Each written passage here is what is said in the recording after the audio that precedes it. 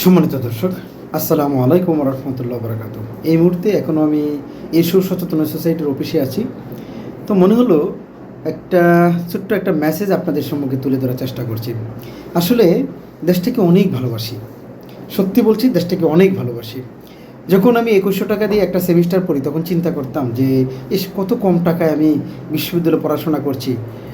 তখন স্যাররা অথবা আমরা যারা ছিলাম অনেক ভাবতাম যে আসলে যারা প্রাইভেট ইউনিভার্সিটিতে পড়ছে তারা অনেক টাকা ব্যয় করছে, আমরা 2100 টাকা দিয়ে পড়ছি, তার মানে দেশের অসহায় মানুষের টাকা দিয়ে কিন্তু আমরা পড়াশোনা করেছি।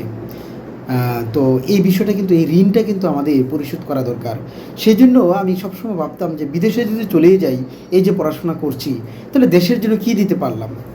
সেই দেওয়ার উদ্দেশ্য নিয়েই কিন্তু দেশে থেকে গেলাম। অনেক সুবিধা পেয়েছি, অনেক সুবিধা, অস্ট্রেলিয়া যাওয়ার, লন্ডনে যাওয়ার, অনেক ধরনের বিভিন্ন ওয়ে, বিভিন্নভাবে। এবং যারা গিয়েছে আমাদের সাথে ওরা কিন্তু অনেক ভালো পজিশনে আছে।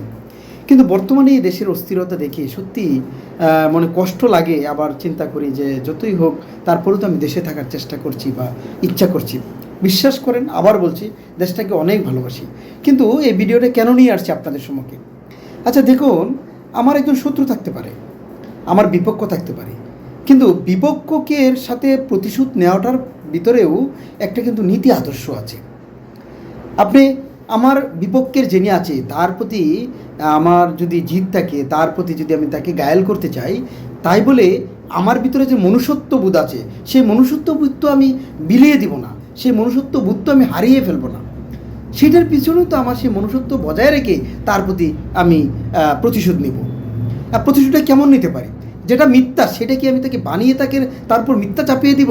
তাহলে আমি মানুষ কোথায় হলাম? কিন্তু আমাদের দেশের নৈতিক অবক্ষয় এমন পর্যায়ে চলে গেছে যে এখন প্রতিশোধ কীভাবে নেওয়া যাবে সেটার মানে নীতি আদর্শের প্রয়োজন নেই। তাকে যেভাবে ঘায়েল করা যায় সেটাই যেন ক্রেডিট, মিথ্যা হোক সত্য হোক সবভাবে চাপিয়ে দেওয়া। ধরুন আমার প্রতিপক্ষ সে ভালো চাকরিতে ভালো করছে, আমি সহ্য করতে পারছি না, আমি তার থেকে আরও কীভাবে ভালো করতে পারি সেটা চিন্তা করি না কেন আমরা? সেই বিষয়টা কেন প্র্যাকটিস করছি না আমরা? অথচ আমি তার নামে দুর্নাম কীভাবে রটাতে পারি, তার ভালো কাজটাকে আমি নেগেটিভভাবে মানুষের সম্মুখে কীভাবে তুলে ধরতে পারি, অথচ আমার যেটা করার কথা ছিল তার থেকে আর বেশি ভালো করার, সেটা না করে বরং আমার কাজ বাদ দিয়ে তার কাজটাকে টেনে ধরার জন্য আমি চেষ্টা করছি। ঠিক তেমনি বর্তমানে যে ছাত্র রাজনীতি যে হচ্ছে, আমি কারো নাম নিচ্ছি না, আসলে এটা কিন্তু আমরা কাম্য নয়। দেখুন, আমরা কিন্তু সত্যি সবাই মিলেই কিন্তু এই জুলাইয়ের কথা যে বলছি সেই জুলাইটাকে ধারণ করেছি। তাহলে কেন সবাই তো একত্রেই ছিল, তাহলে কেন করছে এটা? তার মানে কি আমরা অনেকেই বলে থাকে যে বিষয়গুলো, সেই বিষয়গুলোকেই প্রকাশ পাচ্ছে। মানুষ কি তাহলে সত্যি সত্যি ধরে নেবে যে একটা দল এরকম আর একটা দল এরকম? এটা তো হতে পারে না। দেখুন, আজকে জুলাই হয়েছে একজনকে হটানোর জন্য, আবার এমন কিছু হোক আমরা সেটা চাই না। আমরা তো শান্তি চাই, আমরা তো দেশটাকে একটা স্থিতিশীল একটা দেশে পরিণত হোক সেটা চাই। আবার এমন কেউ স্বেচ্ছাচারী সরকার চায় না যে কিনা প্রতিটা মানুষকে অশান্তিতে রাখবে, সেটাও চাই না। আর সেটা চাইনি বিদায়ী তো জুলাই হয়েছে।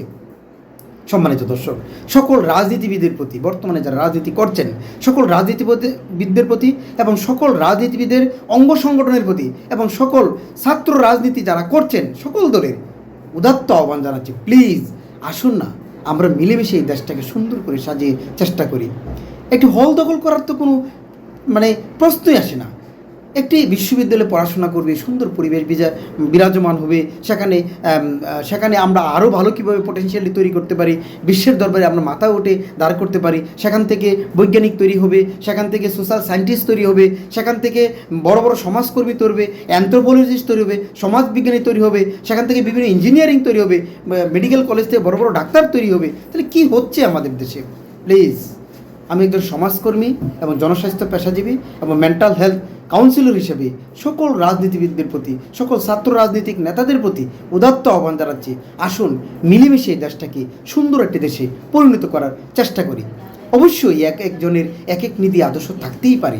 তার অর্থ এই নয় যে আমি যেটা পছন্দ করি সেটা বাদ দিয়ে অন্যটাকে তার ভালো কাজটাকেও আমি নেগেটিভ বলবো, তা তো হতে পারে না। আমি একটা দলের আদর্শকে আমি ধারণ করতেই পারি, এটা স্বাভাবিক, এটা হতেই পারে। তার অর্থ ওই নয় আমার পাশে যে দলটা রয়েছে তাকে একেবারেই আমি পছন্দ করব না, তার ভালোটাকেও ভালো হিসেবে মেনে নিব না। কেন? তার ভালোটার থেকে আমি কীভাবে ভালো করতে পারি সেই প্রতিযোগিতা নামতে হবে। সম্মানিত দর্শক, আর বাড়াতে চাচ্ছি না, ভালো থাকবেন। এতক্ষণ আপনাদের সম্মুখে ছিলাম আমি মোহাম্মদ মাজহারুল ইসলাম এবং এশো সচেতন সোসাইটির অফিস থেকে। আসসালামু আলাইকুম ওয়া রাহমাতুল্লাহ ওয়া বারাকাতুহু।